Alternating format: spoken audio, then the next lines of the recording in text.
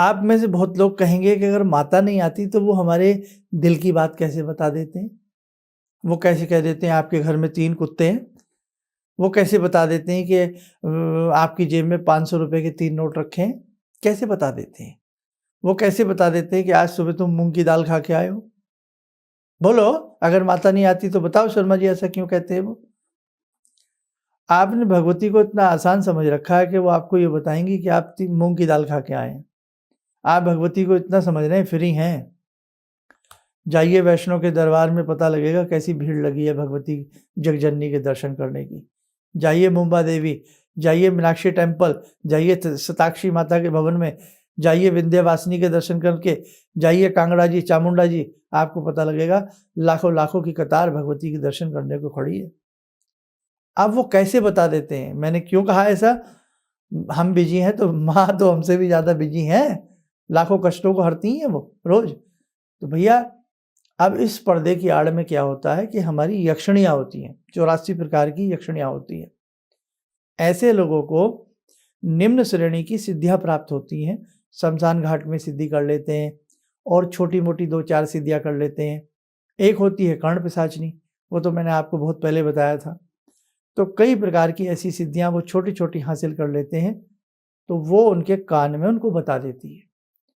तो वो बता देते हैं कि देखो तुम्हारे सामने खड़ा है, ये अशोक कुमार नाम है, कुछ दिन पहले इसके पैर में चोट लग गई थी, या कुछ दिन पहले इसका पर्स खो गया, आज सुबह इसका बटुआ खो गया, इसके घर में 3 कमरे हैं, एक लाल रंग का, एक पीले रंग का, आज ये खा के आया, सब बता देती है वो कान में। अब अशोक कुमार जी चित हो जाते हैं, अरे ये तो बहुत बड़े संत है साहब, अरे साहब क्या बात है, क्या बात है। लेकिन वो सिर्फ आपका भूतकाल, पास्ट बताएंगे, फ्यूचर उनके पास कदापि नहीं है और ना ही आपके फ्यूचर को अच्छा बनाने का कोई सॉल्यूशन उनके पास है। ध्यान रखना, ऐसा भी होता है, ऐसा भी होता है। अब 99% ये सब पाखंड होता है या निम्न प्रकार की, वो भी आधा % लोगों के पास ऐसा होता है। 99% लोगों के पास कुछ नहीं होता, केवल ड्रामेबाजी होती है, बहुत नौटंकी होती है, अंदर की बहुत सारी बातें हैं जो मैं अभी यहाँ सार्वजनिक नहीं कर सकता आपको। अब आगे बढ़ो। उसमें से पॉइंट 0.1%, 0.1, अभी 1% नहीं, मेरे बचे हैं अभी 0.9% से भी ज़्यादा लोग बचे हैं मेरे। मैंने बताया ना 99 तो ड्रामा 0.1 जैसे पेन की डॉट होता है, उसमें से वो लोग होते हैं जिनको निम्न यक्षिणियाँ, छोटी-छोटी सिद्धियाँ वो हासिल कर लेते हैं शमशान घाट में बैठ के इधर-उधर।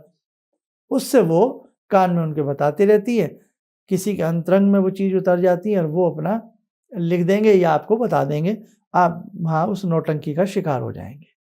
ठीक? आपके ऊपर उनका रुबाब आ जाता है। अब बताते हैं, जो 1% लोग बचे हैं, वैसे तो 1% भी अब नहीं है। 1% लोग हैं जिनके पास भगवान की कृपा होती है, जिनके पास कई-कई पूर्व जन्मों की सिद्धियाँ होती हैं, जिनके पास भगवती का आशीष होता है, जो भगवती से बातें करते हैं, जो भगवती के संग बैठते हैं, जिन्हें भगवती पुत्र की भांति दुलार करती है, वो होते हैं साधक, महासाधक। वो होते हैं तपस्वी, महातपस्वी।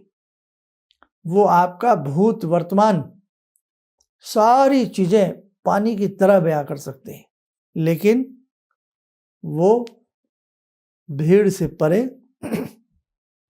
अपनी एकांत कुटिया में, निर्जन वन में, अपने साधारण से घर में, अपने साधारण से लोगों के साथ वो विचरण करते पाए जाते हैं।